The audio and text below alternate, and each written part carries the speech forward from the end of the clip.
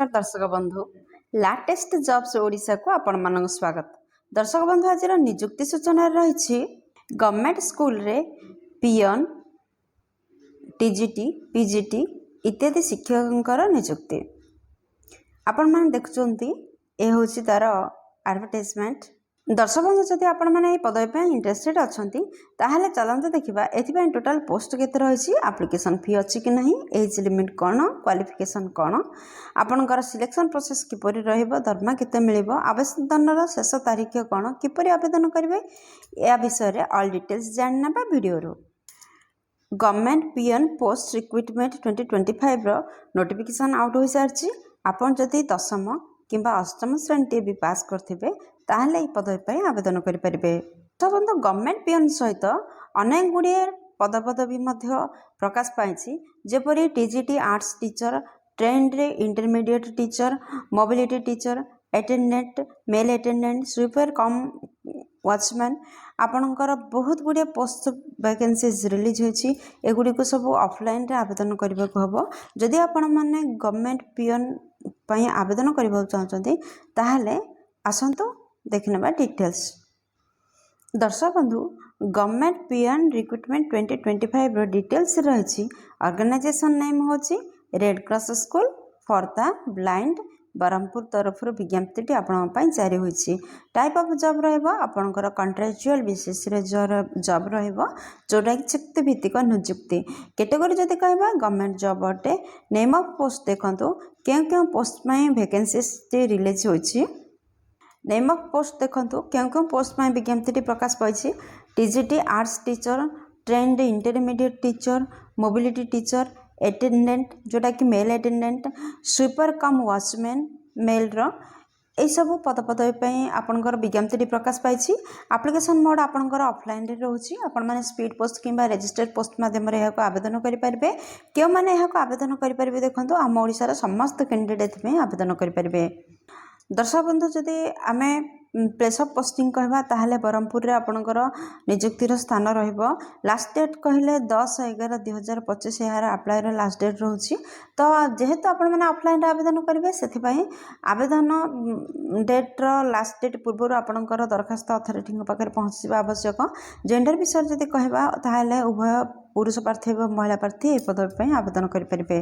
शिक्षागत योग्यता विषय जब आम विचार करवा ताहले टीजीटी आर्ट्स टीचर पर जब आवेदन करने को चाहते ताहले आपण माने ग्रेजुएशन टी कंप्लीट करथिले आर्ट्स रे एहा सहित बीडी करथिले आपण माने टीजीटी आर्ट्स टीचर पर आवेदन करि परिबे। एहा व्यतीत आईसीआर रिकॉग्नाइज्ड डिप्लोमा किंबा स्पेशल एजुकेशन रे जदि आपण माने कोर्स टी करथिबे ताहले टीजीटी आर्ट्स टीचर पर आवेदन करि परिबे। वर्तमान देखिबा जे इंटरमीडिएट टीचर पर आवेदन करिया पई जदि आपण माने चाहतांती ताहले शिक्षागत योग्यता कौन रहिबो। जदि आपण माने इंटरमीडिएट टीचर पर आवेदन करबा चाहछंती ताहले आपण माने +2 टी जदि पास करथांती ताहले यही पदवी आवेदन करेंगे। नचेत RCI recognised diploma in special school रे जदि कोर्स करथांती ताहले आपण माने पदवी आवेदन करेंगे। जदि मोबिलिटी टीचर पर आवेदन करने को चाहते ताहले आपण माने +2 टी पास करथिबा सहित आरसीआई रिकॉग्नाइज्ड डिप्लोमा डिग्री जदि करिथिबे ताहले पदवी आवेदन करेंगे। जदि आपण माने अटेंडेंट पदवी आवेदन करने चाहते ताहले अष्टम श्रेणी मात्र पास करथिले अटेंडेंट पदवी आवेदन करेंगे। जदि स्वीपर कम वॉचमैन पदवी आवेदन करने चाहते ताहले मध्य अष्टम श्रेणी पास करथिले स्वीपर कम वॉचमैन पदवी आवेदन करेंगे। बंधु जदि आपण माने गवर्नमेंट पीएन पदवी आवेदन करने चाहते ताहले एज लिमिट कौन रही देखंतु। तो नोटिफिकेशन अनुसार आपणकर सर्वनिम्न बयस 18 किंबा 21 वर्ष होइथिले आपण माने पीएन पदवी आवेदन करेंगे। सर्वाधिक बयस 42 वर्ष पर्यंत आपण माने आवेदन करेंगे। यह व्यतीत एज रिलैक्सेशन मध्य रहुछि गवर्नमेंट नियम अनुसार। जदि आपण माने ओबीसी कैंडिडेट होइथिबे ताहले आपणकर 3 वर्ष पर्यंत एज कोहल कर दिया जाउछि जहा फल रे आपणकर सर्वाधिक बयस 43 वर्ष रहइबो अप्लाई करिवार।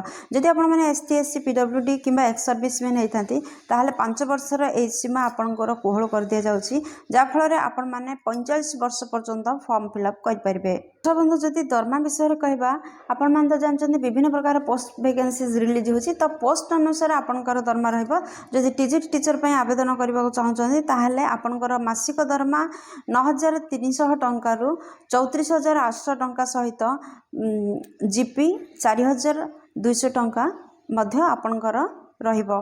दर्शक बंधु जदि ट्रेंड इंटरमीडिएट टीचर पर आवेदन करने को चाहते ताहले आपंकर मासिक दरमा 5,200 टंकार 20,200 टंका पर्यंत रहिबो। यह सहित आपंकर 2,200 टंका जीपी रहिबो। जदि मोबिलिटी टीचर पर आवेदन करने को चाहते ताहले मध्य आपंकर मासिक दरमा 5,200 टंकार 20,000 टंका पर्यंत रहिबो।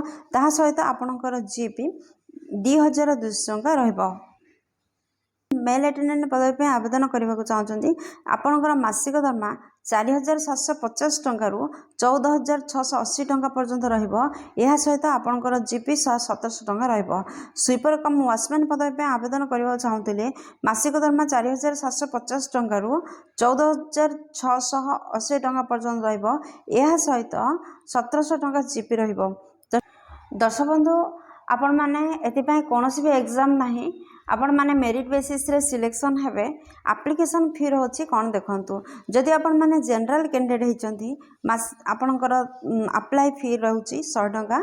ईडब्ल्यूएस पाई मध्य 100 टंका एप्लिकेशन फी रहउची। ओबीसी कैंडिडेट पाई 100 टंका एप्लिकेशन फी रहउची।